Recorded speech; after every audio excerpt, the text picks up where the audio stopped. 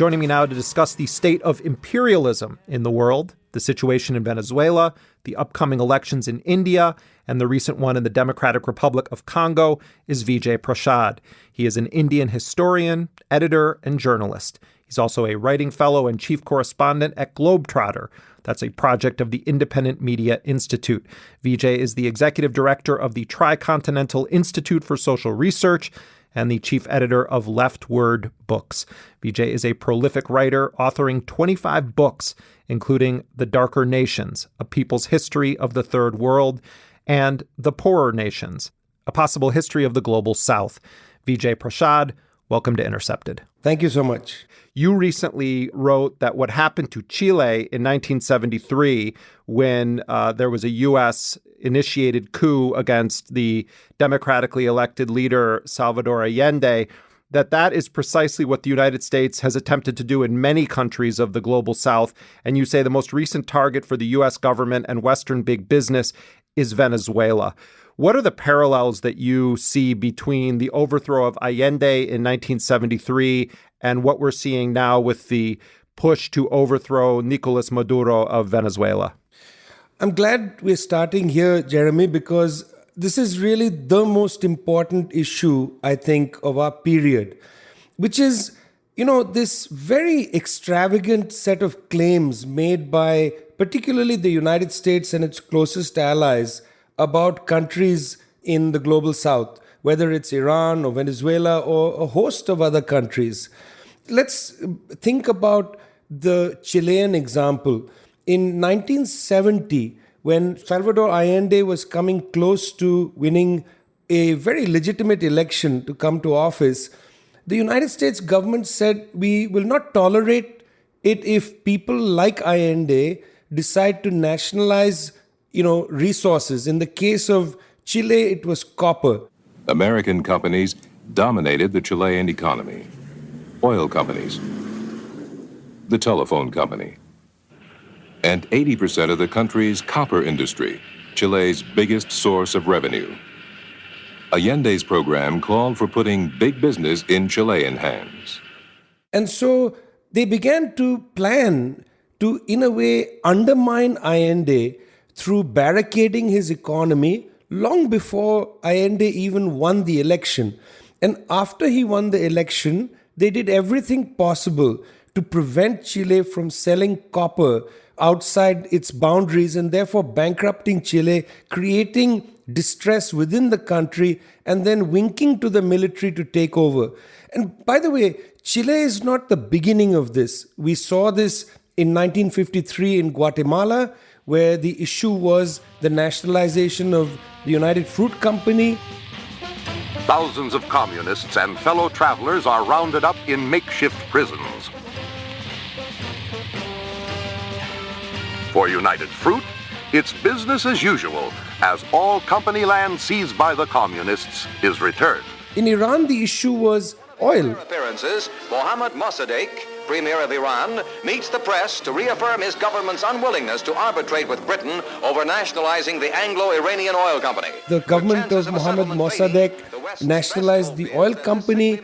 This was something seen as totally inappropriate by Western oil companies, the so-called Seven Sisters, and the United States, in alliance with Great Britain, conducted a coup against Mohammad Mossadegh in Iran and against Jacob Arbenz in Guatemala. I mean, there's so many examples of precisely this situation. With Venezuela, this is a country that has never been able to diversify its economy. About 98% of its external revenues comes from oil and from petroleum products. In the last few years, oil prices have collapsed by 50%, which means that Venezuela's external revenues have also collapsed by about 50%. Rather than help the Venezuelans, what we begin to see is the Obama administration in 2015 declaring Venezuela a national security threat, and now the Trump administration, with the very close help of Mr. Trudeau from Canada, trying to essentially overthrow the government of Mr. Nicolas Maduro.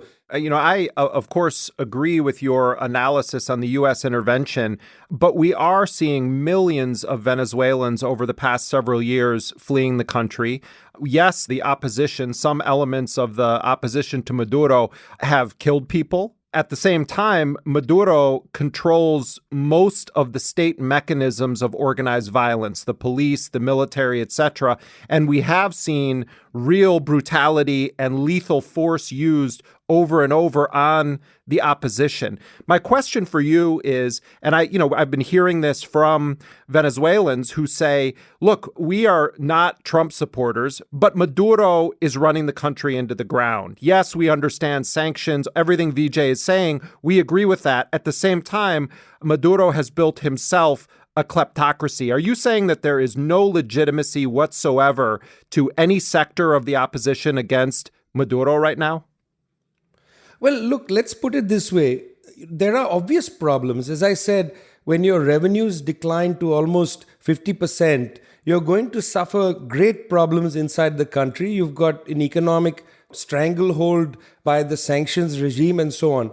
Yes, there are Venezuelans fleeing the country, but, Jeremy, there are 69 million people who have been displaced around the world, and that's a very conservative figure, largely displaced because of the very structural policies that are disturbing countries, not only Venezuela, but countries across West Africa, in Central Asia. You have wars, you have economic policies that are displacing people. So, of course, there are people moving. Of course, there are people who feel that this government is not representing them. But that's what the political process is about. I mean, are we saying that Nicolas Maduro is a dictator?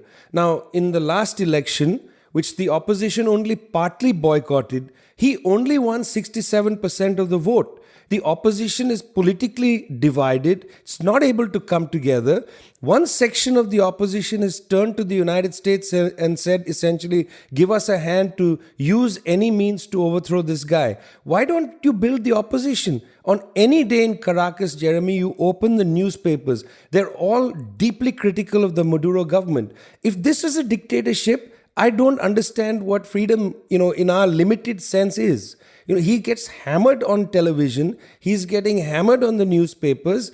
The fact is the opposition is not able to come together. And the deep residues of Chavista loyalty to the Maduro government, but also to the institutions of the missions and so on, is not to be set aside. In other words, you have this very loyal section of Chavistas who are committed to the Bolivarian revolution. They understand the problems. They're willing to fight to defend the government, and they come out in large numbers to vote for the government. But yet their large numbers, as I said, amount to 67%. There is a political process. Maduro has said, let's go back, let's have a negotiation, let's think about a new election. The Venezuelan government in this last election last year asked the United Nations to send monitors. Why did the United Nations not send monitors? Why is the United States government attempting to cripple the political process in Venezuela to create the preconditions where you can then think there's nothing else to be done except US intervention to anoint somebody as the president? A deeply undemocratic act. Also, I wanted to point out, and you've been writing about this and offering analysis on it, that at this moment in Latin America, you have this rise again of overt authoritarian fascist leaders like Jair Bolsonaro of Brazil. But you also have a leftist president who came to power in Mexico, Andrés Manuel López Obrador, known by his initials AMLO. And you wrote about López Obrador that he comes to the presidency as a man of the left, but the space for maneuvering that he has for a left agenda is minimal. What is your sense of what room to maneuver López Obrador has right now in Mexico? You see, Mexico, like Venezuela, like any of these countries, there's space for what we call fiscal creativity is almost zero. These countries are reliant upon private banks to raise money. There's been immense pressure on these countries from the IMF not to run deficits. If you can't raise enough money from banks to cover your basic running operation of your government, what you're going to do is you're going to end up cutting social services. I mean, let's put this in some context, Jeremy. Oxfam's recent report showed that last year, 2,230 odd billionaires increased their wealth by $2.5 billion per year.